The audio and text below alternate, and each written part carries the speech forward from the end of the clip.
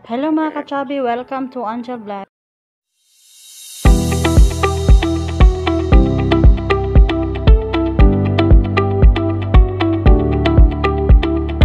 Hello mga kachabi, welcome to Angel Vlog. So for today's video mga kachabi, dito po kami sa Lala Oman. So mga kachabi, dito kami sa tuklok ng bundok.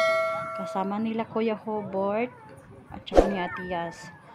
So kasama din namin yung mga kaibigan nila. So nakisama na lang din ako.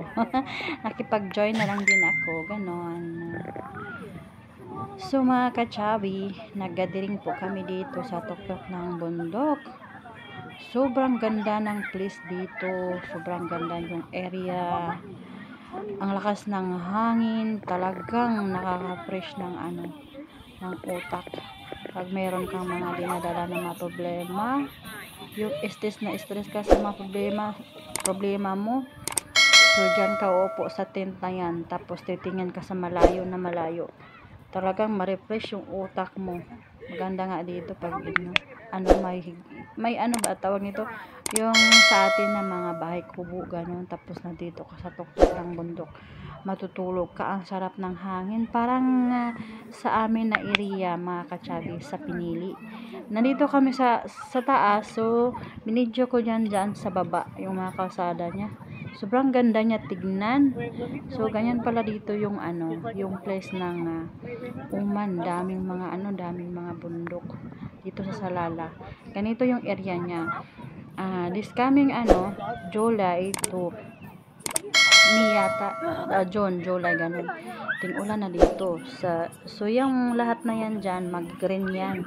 Parang sa atin yung mga bundok sa Pilipinas na sobrang green na green.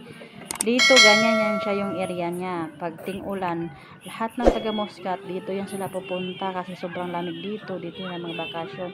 Yung weather lang dito is parang lang siya ba, parang Pinas lang yung yung klima niya dito. Hindi yung tulad yun sa Muscat, talagang sobrang init talaga doon. Kaya dito sila magpunta, magbakasyon pag ting-ulan, June, July, ganun. Grabe dito, sobrang traffic. Yung mga tao halos nandito. Sabi nila, taga daw din, mga Kuwait, Dubai, Saudi, parang malapit yan dito eh. So pupunta yan sila dito magbakasyon, magpa-refresh, lalo na doon sa yung pinost ko dati, yung parang may Busay, doon sa Darbat. Grabe doon, para siyang pista talaga palagi. So ganyan dito mga kachabi, dami din dito mga dito sila mag-picnic. Kasi isip ko nga dito pala palagi sila nagpunta. Pero hindi lang tong place na to, maraming mga place dito na pwede puntahan nila, mag-picnic sila.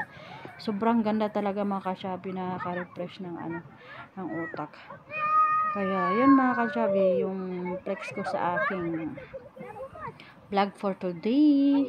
Kasama ko sila Atias. So nag-drink po kami, mga kasama na mga kaibigan, nung last na punta kami ng Hawana. So yun din yung mga kasama ko. Meron ding dito mga kachabi, yung mga palaruan ng mga bata. Ayun, picnic sila dito. Pwede sila maglaro dito, ganun. Ang ganda sana pag kasama mo yung pamilya mo, ang saya-saya siguro. Pero wala, nandito tayo sa ibang bansa, kaya makisama at makipag-join na lang din tayo sa ating mga kaibigan, sa mga bagong kaibigan, sa kaibigan na kaibigan ko. So naging kaibigan ko na din.